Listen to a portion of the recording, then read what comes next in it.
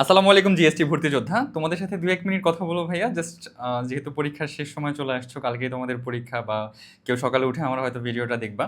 So last মোমেন্টে কয়েকটা কথা ভাইয়ার একটু মাথায় রেখো। সেটা হচ্ছে, দেখো তোমরা অনেকেই এখন নার্ভাস আছো যে ভাইয়া কালকে কি হবে, কি হইতে যাচ্ছে, কি করব, কি পরীক্ষা দিব। মনে হচ্ছে যে সবকিছু ভুলে যাচ্ছি, তাই না?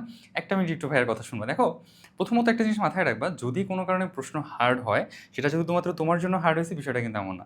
সবার জন্য প্রশ্ন হার্ড হবে যদি প্রশ্ন হার্ড হয়। আর প্রশ্ন যদি হার্ড হয় তাইলে কিন্তু কাটমার্কটাও কমে যাবে। সো তোমার এটা নিয়ে কোনো ঘাবড়ানোর কোনো কারণ নেই যে প্রশ্ন হার্ড হলে কী করব, কী হবে, কী না হবে, এগুলো নিয়ে টেনশন করার একদম দরকার নেই। ঠিক আছে? আচ্ছা, এরপর আসো যে ভাই আপনি কি বললেই আমার টেনশন চলে যাবে? না, বললেই টেনশন চলে যাবে না। আমিও যেহেতু পরীক্ষা দিছি, আমিও কিন্তু পরীক্ষা দিয়ে তোমাদের মতো এরকম পরীক্ষা দিয়েই টপার হয়ে আসছি। বাট আমারও কিন্তু সেম ফিলিংস ছিল।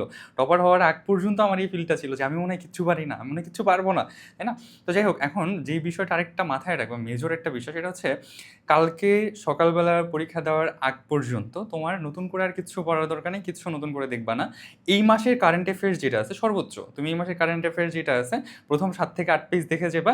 ওইখান থেকে কিছু প্রশ্ন যদি তোমার আসলো, তোমার যদি কপাল ভালো থাকে ওখান থেকে দিতে পারে। আদারওয়াইজ তুমি তোমার নোটগুলো একটু রিভাইজ করতে পারো।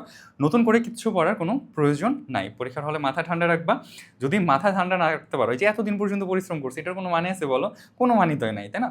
আরেকটা জিনিস মাথায় রাখবা, আমাদের দোয়া সবসময় তোমাদের জন্য আছে। তুমি আমাদের ফ্রি ব্যাচের থাকো, আমাদের পেইড ব্যাচের হও, তুমি আমাদের নর্মাল ভিডিও দেখো, যেখান থেকে থাকো না কেন, মনে রাখবা টপার্স গেলেন তোমাদের জন্য। এতদিন পর্যন্ত যেহেতু তোমাদের পাশাপাশি আমরাও পরিশ্রম করছি, তোমাদের জন্য অনেক অনেক দোয়া রাখি ভাইয়ারা।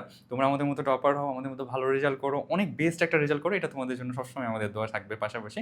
আরেকটা জিনিস মাথায় রাখতে হবে, সেটা হচ্ছে পরীক্ষার হলে ভুলেও তাড়াহুড়ার বশত কোনোভাবে এমসিকিউ যেন ভুল না হয়, পারা প্রশ্ন যেন ভুল না হয়।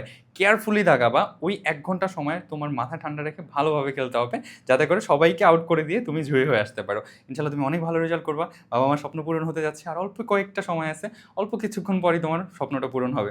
সো বিজয়ী হয়ে ফিরতে হবে ইনশাল্লাহ। কোনো নার্ভাসনেস নিজের ভিতরে আনা যাবে না। যতই আসুক, জাস্ট একটা জিনিস নিজেকে বলবা, অল ইজ ওয়েল, আমি পারবো, আমার দ্বারা হবে ইনশাল্লাহ।